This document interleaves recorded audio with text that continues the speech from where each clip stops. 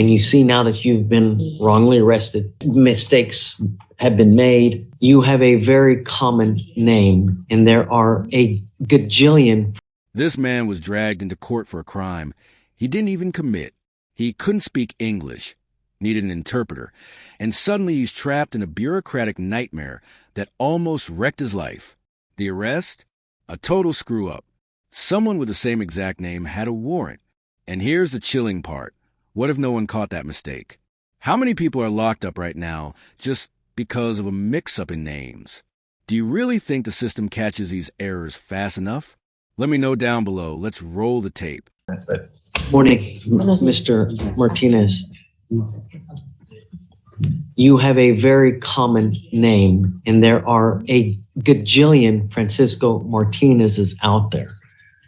There's an unfortunately, there is someone wanted in that jurisdiction that has your name. And you see now that you've been wrongly arrested, you're going to be released today. The fear is that this continues to happen. So I don't know, there are methods out there. And Mr. Kim, you say there's a letter that he can get. Yes.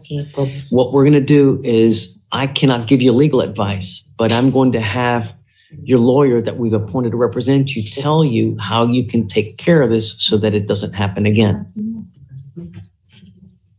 So we're going to process you out. You should be out within hopefully the next 4 to 6 hours. Ricardo will tell you how to go about getting a letter so that this doesn't happen again. Do you have any questions? Did you want to add anything, Ricardo? It's fair to say, Judge, it's just a bad situation. This man was arrested for this, not even- Yeah. It's not a good situation. Yeah, I mean, mistakes have been made, and I don't know, I guess the arresting officer, I don't understand why they wouldn't do just a little bit deeper dive. Well, when they're on the field and it's obviously an arrest in the evening, is us being one of the few agencies that's truly 24/7, is that they can only confirm by teletype for whatever the fugitive division is. And so with it's most commonly name and date of birth, and statistically that should narrow it down, but it's just, I mean, because you can't take photos, or you can't send Have mobile apices? for that when they get processed in, but that only brings them in for, again, the same name and date of birth, but you can't trade mugshots with the demanding jurisdiction. Because the teletypes can't support images. And so ultimately it's only what the text is, and that text is the name and date of birth. So If Tom had sense, Judge, would his fingerprint goes with That's what and that's why I was, they've got these mobile apices that. the mobile thing where they could just test him and see if it's his prints or not. sure, but the majority of warrants, the way they're sent by teletype, again, a thumbprint can't be imaged in a teletype. I got you. So yes, there is a thumbprint, but there's no way The to. thumbprint should be able to verify who this person is, whether they have the correct date of birth. But Mugshots. that only corresponds to the warrant of the demanding jurisdiction if they have something to match it against. So that's the issue is, yes, it can pull it up on our side, but it's the same way even for our parole violations is they can't check on scene, especially at 1 a.m. That's why we're the second check, is that we're able to verify if there's a thumbprint, mugshot, etc. You're going to be released here momentarily. I'll have Ricardo tell you how to take the next steps though, okay? All right, good luck, Mr. Martinez. Thank you. I think we still need a different one from Mr. Diaz. This is the kind of thing that haunts you. The guy sat in jail for absolutely nothing. His only crime was sharing a name with someone else in the system. He didn't resist, didn't flip out, just stood there stunned, trying to process how easily his life got turned upside down. And then the judge casually admits the system has no safeguard against this. Terrifying. You expect fingerprints or facial scans to stop mistakes like this, right? But nope, it's still name and date of birth, like we're stuck in the 80s. How come you know where your boat's at today? No, I don't know. Oh, sorry. I'm my bad. My bad. okay. I'm sorry. I'm sorry. It's okay. You know what? How are you? Amazing. I'm sorry? Amazing, sir. I hope. I really hope. You've got a lot of stuff going on. And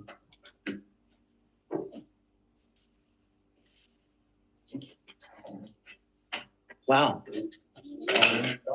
All resolved. All resolved. What happened?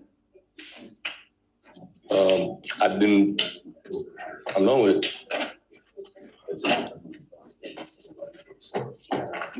Everything got dismissed. Everything's done. So no more probation. No more probation. I'm tired of that. Did you learn anything? If you learn one thing leaving here today, Mr. Copeland, patience. Patience goes so far in life. When you are confronted with someone who's an a-hole, exercise patience. You know, it don't matter. Even if you're right and they're wrong, with your record, if a cop rolls up to you, they will probably hard-pressed to take your side because of your record, you know? But if you exercise patience, right, or walk away, if you see a situation that's getting out of control, it's really gonna serve you well, you know? I cannot tell you how lucky you are, really, that you're with this. You were on probation for an aggravated robbery with the where was it, the arson? Arson. Yeah. Your Honor, he took a 10-month jail on the MAJ for the arson. Is that what it is? But he's got sufficient credit that you're probably walking out of here today, right, Mr. Cook? But what I'm saying is patience goes a long way. Even, you know, if you get into a pissing match with an officer, anyone that has a power of arrest, who's going to win? Right. Every single time. I don't care if you're right. I don't care if you're wrong.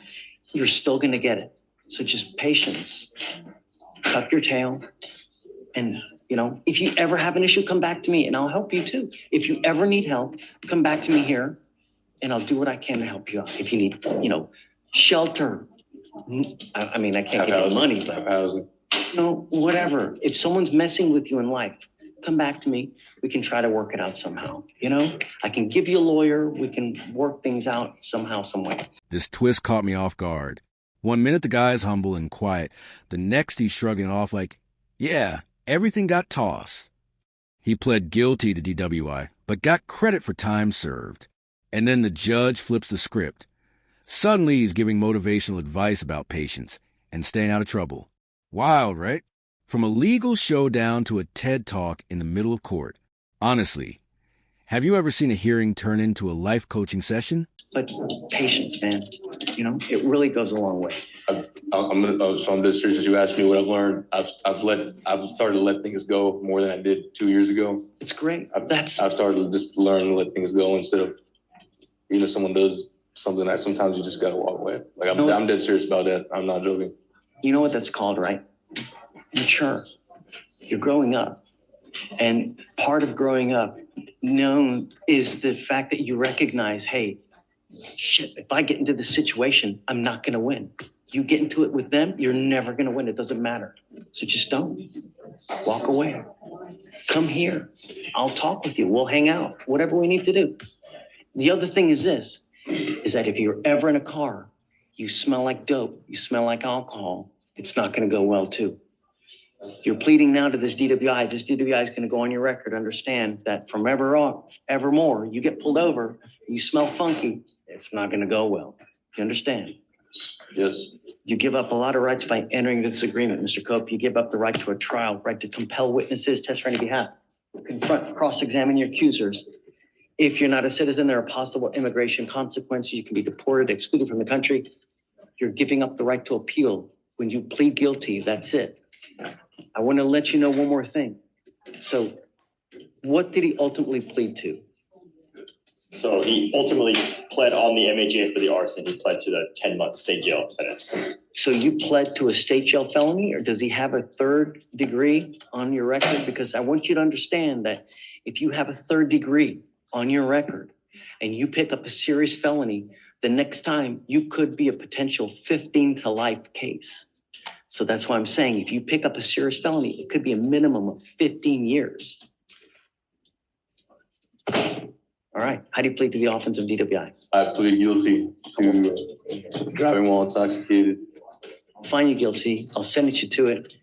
What are we doing? 3 days for 120. So 3 days, 121?